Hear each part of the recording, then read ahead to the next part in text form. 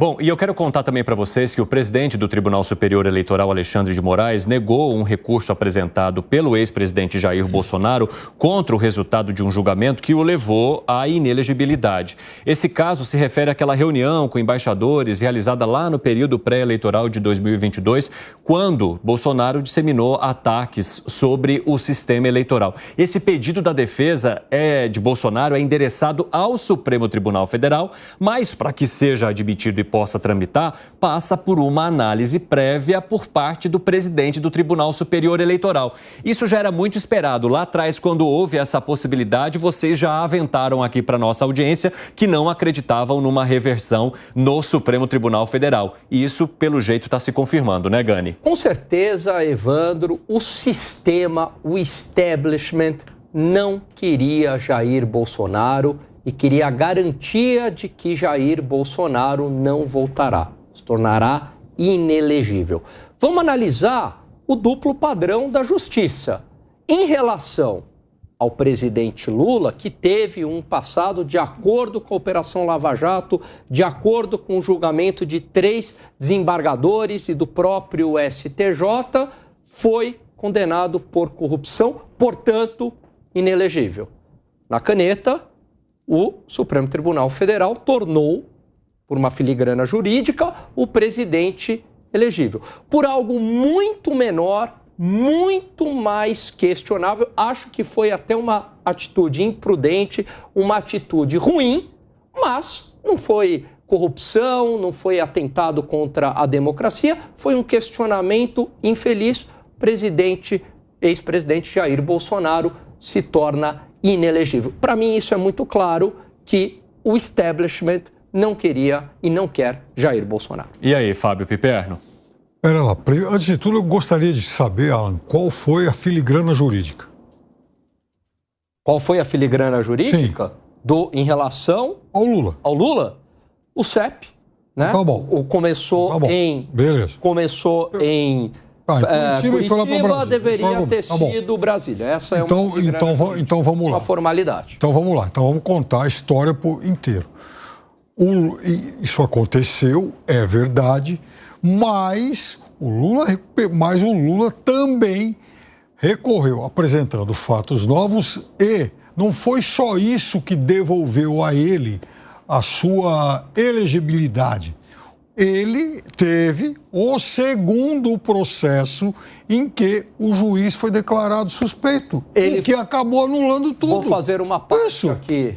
Ele foi considerado suspeito após provas ilegais obtidas pelo site, pelo jornal Intercept, com gravações ilegais. Ué, onde é que ele foi? Então, cadê a suspeição dele? Isso não é verdade. Primeiro, o juiz foi considerado suspeito por entrada sem nenhuma ordem judicial do escritório do advogado do Lula, por aquela questão da delação premiada do Palocci, que aconteceu em cima da hora. Então, veja, há a suspeita de que as revelações do Intercept tenham interferido, tenham de algum... Então, há a suspeita, mas os juízes, nos seus votos, eles apontaram outras razões para suspeição do juiz. É claro, porque após isso, você não poderia justificar o voto através de uma prova ilegal. Considerando o juiz suspeito, estava tudo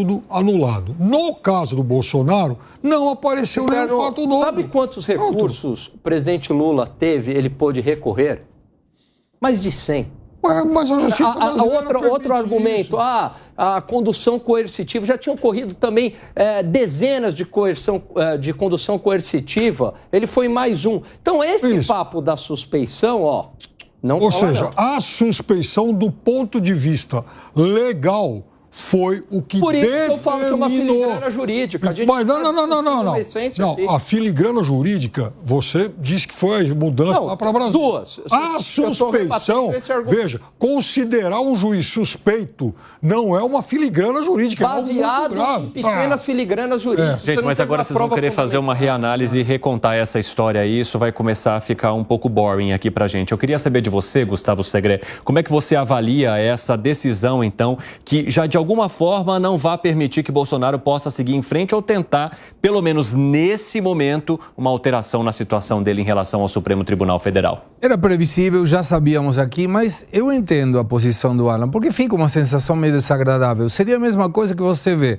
uma pessoa que roubou uma galinha presa e um narcotraficante que, por um erro do processo, está solto e entregaram os bens de novo. Mas, de qualquer forma, é a lei.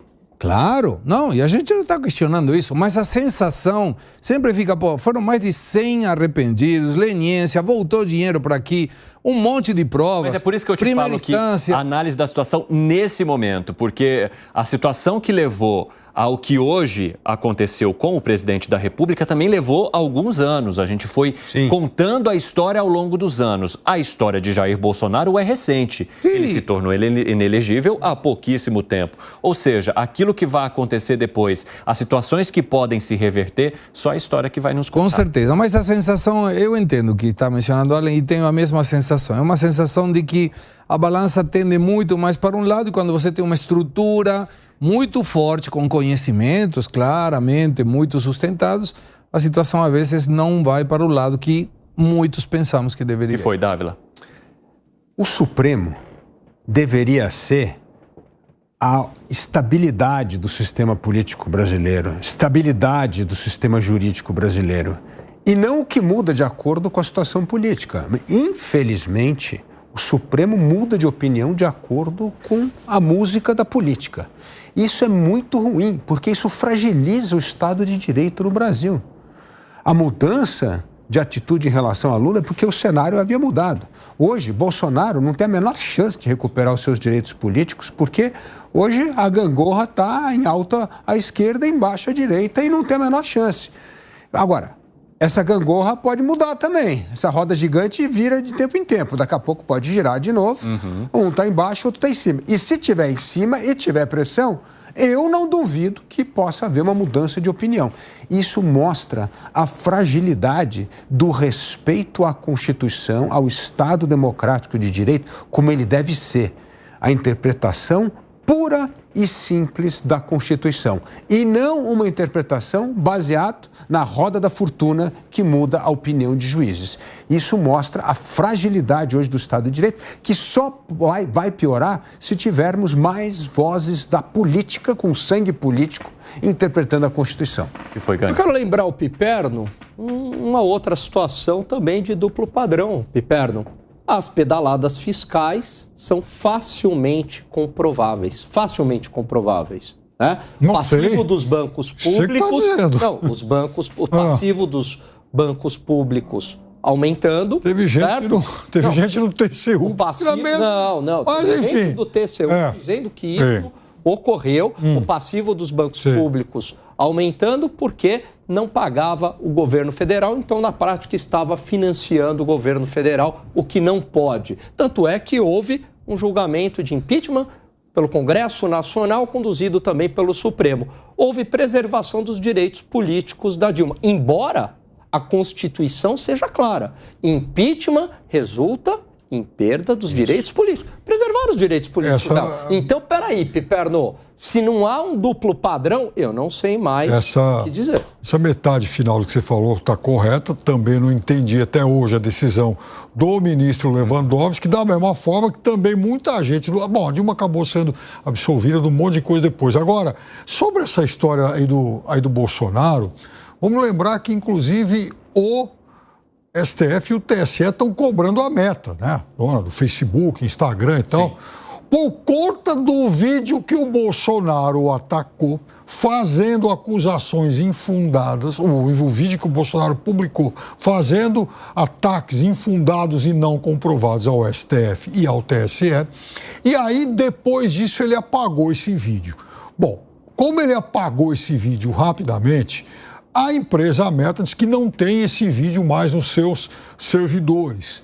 E o Bolsonaro, quando foi instado pela Polícia Federal a assim justificar, ele falou que estava sob o efeito de remédios. Ô, Piperno, se a lei vale para o Bolsonaro, deveria ter valido para Lula e Dilma. Ou não vale para ninguém, ou vale para todos. Pelo menos é assim que eu entendo que é uma democracia. O Lula e a Dilma pagaram o vídeo de alguma coisa, andaram falando que o TSE, que o STF e tal, eram cortes parciais, enfim. Não precisou, tem os seus direitos políticos preservados. Agora, como é que vocês avaliam também o eleitorado de Jair Bolsonaro em relação a essas decisões? É um eleitorado que, de alguma forma, também já está consciente de que esse é o caminho que se seguiria depois dessa decisão que foi tomada de inelegibilidade dele, hein, Luiz Felipe Dávila? O eleitorado de Bolsonaro entende que as instituições estão completamente dominadas pelo sistema e que não tem, e nesse sistema não haverá o respeito à Constituição, à justiça e aos direitos políticos. Então, é um eleitorado que não, aliás... Mas você não entende que Jair Bolsonaro cometeu uma irregularidade lá atrás ao usar a estrutura pública para fazer uma divulgação que pudesse colocar em xeque o sistema eleitoral? Não, eu fui, inclusive, quando ele fez aquela reunião e criticou o sistema eleitoral, eu fui contra e critiquei. Acho que o presidente da República não pode fazer isso, tem que respeitar o cargo, não pode fazer o que ele fez. Agora, se isso é motivo de cassação de direito político, é uma outra história. Perfeito. Agora, eu fui altamente duro na crítica a Jair Bolsonaro por ter usado aquela reunião com embaixadores para criticar o sistema eleitoral brasileiro, o que não condiz ao papel do presidente da República. Gustavo Segré. Mas o problema, segundo a justiça, pelo que eu entendo, que eu não entendo muito de justiça, é ele ter utilizado a estrutura da televisão pública para divulgar, não a reunião em si. Se tivesse sido uma reunião... Se promover politicamente. Ser uma reunião interna, mesmo pagando cafezinho com o dinheiro de todos nós, não teria sido um problema que resultasse na inexigibilidade. O que também é um erro, porque se é pela utilização da estrutura e da máquina pública, pagar o cafezinho com a estrutura do dinheiro não deixa de ser também uma utilização do dinheiro público. Só que não teve a divulgação. O problema foi a divulgação. E eu acho que alguém deveria ter falado, e talvez alguém falou e o presidente na época não escutou, porque é um erro muito simples. É uma questão muito simples. E, além do mais, você acha que, pela utilização da televisão pública, alguém poderia mudar o conceito, a seu entendimento? Não. Piperno, tenho 20 segundos aí. Foram dois erros. Primeiro, ele fez uma acusação leviana, vigarista e infundada contra o sistema eleitoral brasileiro. E segundo, ele usa uma estrutura do governo para fazer campanha eleitoral.